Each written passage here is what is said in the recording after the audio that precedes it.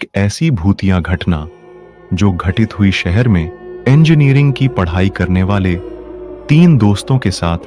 और आखिर क्या हुआ जब उनका सामना हुआ एक बुरी आत्मा से, ये जानने के लिए आप एक बार इस कहानी को लास्ट तक जरूर देखें।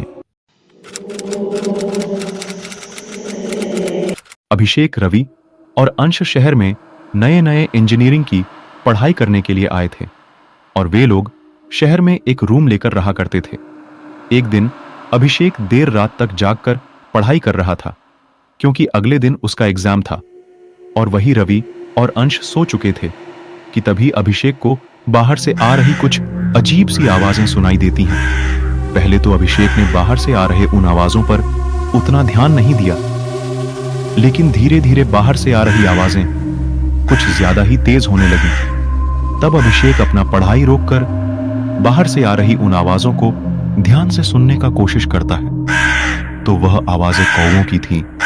तब इतनी रात को कौवों का आवाज सुनकर अभिषेक एकदम शॉक्ड रह जाता है, क्योंकि जब उसने घड़ी देखा तो रात के 12 बज रहे थे। और घड़ी में 12 बजा देख वह काफी घबराने लगता है कि आखिर इतनी रात को कौवे क्यों चिल्ला रहे हैं। और धीरे धीरे कौवों की आवाजें कुछ ज्यादा ही तेजी से गूंजने लगती हैं। तब अभिषेक ने सोचा कि एक बार बाहर जाकर देखना चाहिए कि आखिर बात क्या है। और इतनी रात को उसने रवि और अंश को नींद से जगाना ठीक नहीं समझा और अकेले ही डरते डरते बाहर चला गया। और अभिषेक ने जब बाहर जाकर देखा तो उसे बाहर कहीं भी कौवे नहीं दिखे। तब अभिषेक वापस घर में आकर ये सोचते सोचते सो जाता है कि शायद यह उसका वहम होगा। अभिषेक और उसके दोस्त शहर में आए तो थे पढ़ाई करने के लिए, लेकिन एक रात अभिषेक को बाहर से आ रही कुछ अजीब सी आवाजें सुनाई देती हैं।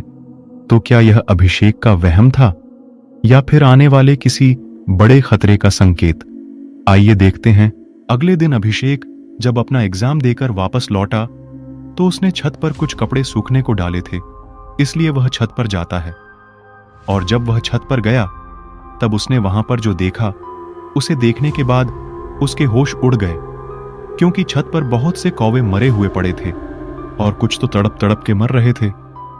तब उसने सोचा कि आखिर इतने सारे कौवे एक साथ कैसे मर सकते हैं, और वह भी सिर्फ हमारे ही छत पर। तब अभिषेक भागकर सीधे नीचे जाता है और नीचे जाकर रवि और अंश को छत पर मरे हुए कौवों के बारे में बताता है। और जब ये बात रवि और अंश को पता चला तब वह लोग भी काफी डर गए। तब अभिषेक ने बोला, अच्छा घबराओ नहीं, मेरे क्लास में मेरा एक दोस्त है, उसके घर के पास में ही एक अघोरी बाबा रहते हैं, मैं फोन करके अभी उनको बुलाता हूं। अभिषेक, रवि और अंश अपने गार्डन में खड़े होकर अघोरी बाबा के आने का इंतजार कर रहे होते हैं। कुछ देर बाद अघोरी बाबा उनके घर आते हैं। तब अभिषेक और उसके दोस्त अघोरी बाबा को उन लोगों के साथ हो रहे अजीब से घटनाओं के बारे में बताते हैं। तब अघोरी बाबा घर के चारों तरफ घूम घूम कर अपने मंत्र से घर का परीक्षण करने लगते हैं। ये सब करते करते शाम हो जाता है कि तभी बाबा जी के सामने एक मरा हुआ कौवा आकर गिरता है। और जब अघोरी बाबा उस कौवे को देखते हैं तो वह सब समझ जाते हैं कि आखिर ये सब क्यों हो रहा है। तब अघोरी बाबा अभिषेक और उसके दोस्तों से बोलते हैं, क्या आप लोगों में से किसी ने उस सामने वाले हवेली में कूड़ा फेंका था? तब रवि बोलता है, हाँ, मैं कुछ दिनों से उस सामने वाले हवेली में ही कूड़े फेंकता आ रहा हूं। रवि का बात सुनने के बाद अघोरी बाबा उससे बोलते हैं कि आप लोगों ने किसी के रहने के स्थान को गंदा किया है।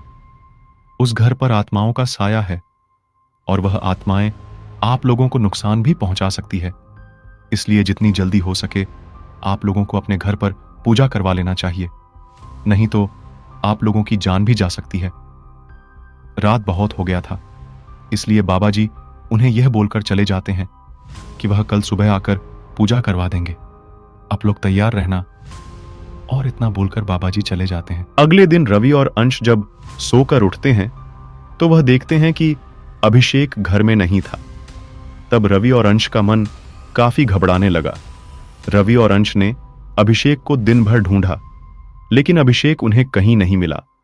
तब रवि देखता है कि अभिषेक उस आत्माओं वाले हवेली में चला गया है और चिल्ला रहा है कि तभी रवि घबरा कर उठता है और रवि सपना देख रहा था कि अभिषेक उस हवेली में जाकर फंस गया है।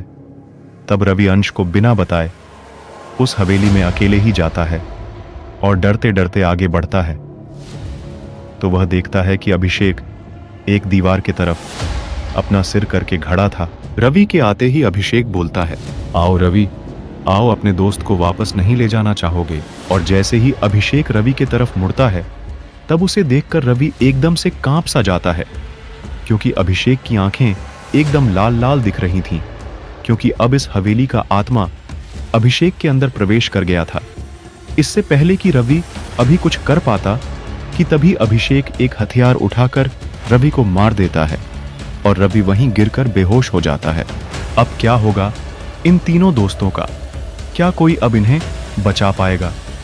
ये हम देखेंगे पार्ट 2 में, और इस कहानी का पार्ट 2 बहुत जल्द ही आने वाला है। और अगर आपको पार्ट 2 सबसे पहले देखना है तो इस चैनल को सब्सक्राइब करके रखें, ताकि जैसे ही इस कहानी का पार्ट 2 आए सबसे पहले आप तक पहुंचे।